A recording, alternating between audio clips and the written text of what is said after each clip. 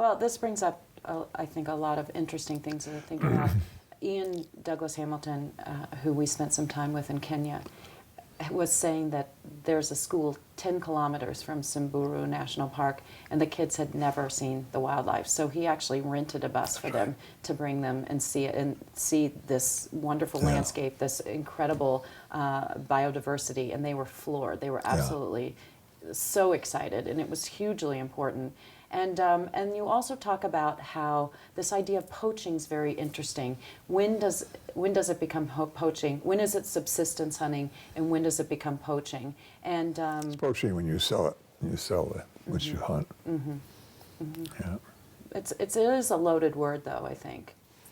No. I think poaching and hunting are really quite distinct, and this is true in India too, in the tiger parks and everything. You know, if you're poaching, you're making money off your whatever. Your hunting is subsistence hunting, and that's why some whaling is allowed in traditional communities, but they can't sell it. They can give it away to the people in the village or relatives, but they can't sell it. So I think there's a very clean distinction there. Yeah. The poaching has decreased quite a bit in the area that we're working in Mongolia, because the people are suddenly feeling like this fish that we've been focusing on is a resource, the taimen, which is the largest salmonid in the world. Of course, you know that because you were a narrator on the Buddha and the Big Fish, or for that film. But the thing that's been really interesting is that the people are really starting to take pride in this fish. They're starting to make some money from this fish. Yeah. But it's also beginning to affect the way they're looking at their entire ecosystem. The elk are coming back. They're hearing more bugling. It's once you start to become passionate about an animal, both from the standpoint of maybe it's bringing in some money and an issue of pride, you can't be passionate about something you're not connected to. No. So if there's a fence between you and the animal, what's the reason to protect it or to think about it? Yeah. So, and I want to ask you, I want to know, I know you're a Buddhist, and I want to know if your Buddhism came after your conservation, your interest in conservation, if it was something that you felt was connected, or if it was something completely separate. No, I think it's connected because I like the attitudes. For example, the Oriental attitudes in their art having to do with birds and animals is just wonderful. I mean, they saw animal life, in the way the best conservationists would see it, as a thing of beauty and thing to be prized and precious and so forth. But I never found there's no conflict between my Buddhist practice and what I was doing in nature conservation. And in fact, for a long while, I wanted to get an American Indian teacher. Really, before I went to Buddhism, I just was looking for one, but it was very difficult to find them. A good teacher who wasn't kind of a media Indian. There are lots of those. There are a lot of phonies out there. But I didn't find the right person. And then furthermore, they were not basically receptive to white people. And when I was doing that, they were who can blame? They were very hostile, even to anthropologists. In fact, maybe especially to anthropologists. They felt they were just being ripped off, and always had been, and they were right. So that made it very difficult. And then my then wife and I, we got very interested in Zen practice, and we went on from there. That was in the 60s. Yeah. And how do you feel that your Buddhism has affected your particular take on conservation? Well, it's affected my take on everything, I think. So the conservation would just be one factor of it. But they just fit together very well. They seem to me it's a very natural fit. I know what you're leading up to here, because the tributary fund, which does combine them in a kind of a wonderful way. So perhaps you could explain that better than I could. Well, what we believe in is that once you empower a religious leader, you're empowering a community.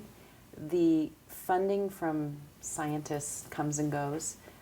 Scientists are very interested in protection of their species, but a lot of times there's difficulty in translating the scientific information to an indigenous community. Yeah.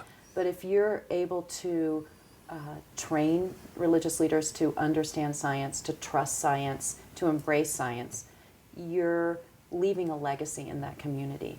It's different than going, studying your animal, doing some radio collar work, telemetry, having your data, publishing it, and then clearing out when you get a different grant. So if the religious leaders are familiar with the science and they are supportive of the science, they're the ones left in the community to continue with that conservation message, with that conservation ethic. And I do think Buddhism is a very powerful way of looking at the natural world, because there's such a emphasis on interconnectedness. Yes, there are. All one whole. I wouldn't have thought that you would, as a practical matter, try to interest the medicine people and the traditional leaders in science per se. They know that the science is a tool to accomplish what you want to do. And often what happens is that a kid in the community really is turned on, and you take that kid and take them to school and train them as scientists. That's wonderful, and then they come back and share it. But I don't think the community itself needs to know the science. They see you people have a practical tool. This is how you go about it, and they don't care if you're protecting the land and the wild animals, the wild creatures. Great. Well, I'm going to actually disagree with that a little bit, please. Because when we have gone into Buddhist schools and with the monks, and then we've just we've gone in and talked to schools that train young monks, and we have also spent time with these Buddhist monks. They are so eager to learn about science. Yes, but they're young. I thought you were talking about the community leaders. Young Buddhists, sure. The young monks, yeah. Yeah, but then Kids are young people, and I mean young people are just naturally drawn to animals. I don't care where they are. They are. You show them the animal, and they're just absolutely fascinated. And it's one of the best ways to reach kids who are in poor areas, and slum kids and third world kids. Are animals. They just are fascinated by it. It's just built into the species, I think. So, of course, if I were a young monk in a monastery, I'd be absolutely fascinated. Oh, they are. They cannot believe it. And that's all they ever say, can we learn about animals? Yeah. They want that program. We're having these eco clubs. 80 kids are showing up, and we don't have the staff for it. So it's actually hugely popular. But I would agree with the fact that it's sort of complicated. The older people don't really have that much interest in science, but they know that there's an ethic that goes with their particular religious belief. And so in the case with George Schaller, who I was talking to about our program, when he travels around doing his work, he brings a picture of Milarepa and gives it to everybody. And Milarepa, as you know, did not condone hunting and had a real emphasis on not killing animals. And apparently that's very, very powerful. Yeah, indeed.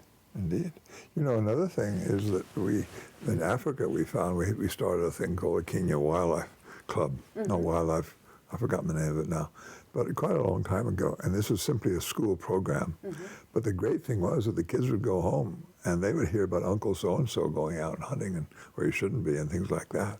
And they were educating themselves, and they were educating their parents. And it happened very quickly. And it really helped turn things around. Whereas if you talk to the adults directly, they were wary and suspicious, but the kids took it completely and then gave it back naturally without our being there. Yeah, I think it was called Kenya Wildlife. Anyway, it doesn't matter. But I agree with you. When I was living in Kenya, I started a children's magazine called Swara Ranger.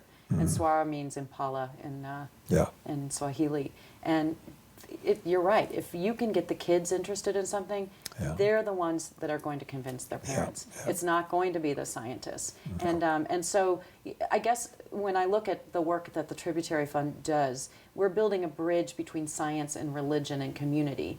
But we're not bringing test tubes, to people's homes. What we're doing is we're trying to access different ways, religious leaders, elders in the community, kids. Absolutely imperative. So. Yeah, great.